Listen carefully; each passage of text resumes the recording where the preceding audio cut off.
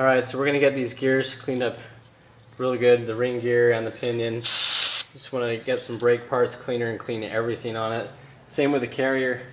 Just be careful, it's probably not a good idea to get any of the cleaner down in here.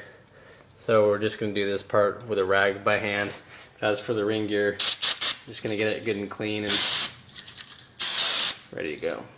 Okay, so now we're going to install the ring gear to the actual carrier. So as you can see, we're just going to lift up, align the holes, and put on the bolts.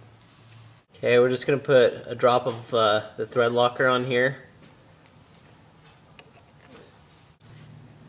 So we started putting in some of these ring gear bolts just to make sure that they were threaded. We still have a little bit of a gap here, but one thing that's important, do not tighten these bolts to draw these two together. Make sure that we're going to flip it back over, and with a rubber mallet we're going to lightly pound and get it nice and flush again.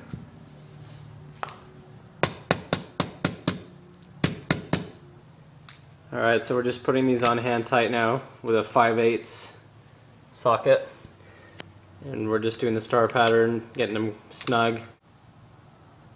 Okay, so now we're going to torque down the ring gear bolts, but we're going to do it by hand with the breaker bar.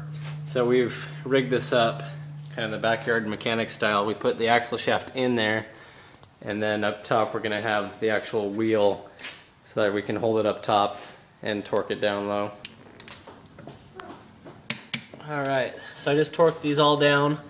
As you noticed, if you can see, I've put a little mark over each one that I've done. And I'm just doing the star pattern, these two, these two, these two, these two, then the last ones. And so I'm torquing them down first at 45 or 50 pound-feet, and then I'm moving it up to 75 or 80 for the final. And that way it's just even, it has the thread locker on it, and it's good and tight. Alright, so what we have here are our bearings for the carrier that we had pressed on. We have our races for that we're sliding on here. And inside the housing we have our shims. You can see where his fingers are. Now these are the factory shims that were taken out. So that's our starting point. So the same ones that were on the driver's side are on the driver's side, and the same with the passenger. So now we're just going to drop this entire carrier in. Alright, now these are the bearing main caps. And traditionally what you have are the bolts that go down and go into the housing, but we actually got an aftermarket stud kit right here. You can see we've just put the studs in first, and so those replace those bolts.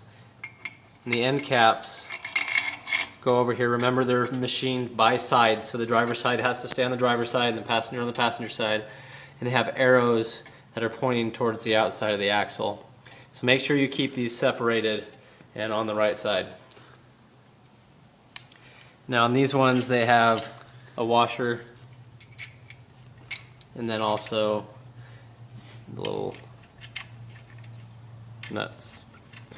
So one thing other to mention, as we're tightening all this down, we're going to be using these to kind of get the carrier nice and snug in the housing. It's almost all the way there, but we want to make sure that it's even, so we're going to watch the threads on this and make sure that one side is not going down before the other. Alright, so right now I'm tightening down these end caps, the bearing caps, and I'm just being careful to do them kind of the same. A few turns here, a few turns here, and then all the way around so it's kind of even. Okay, we're just torquing these down to about 80 foot-pounds on these main caps.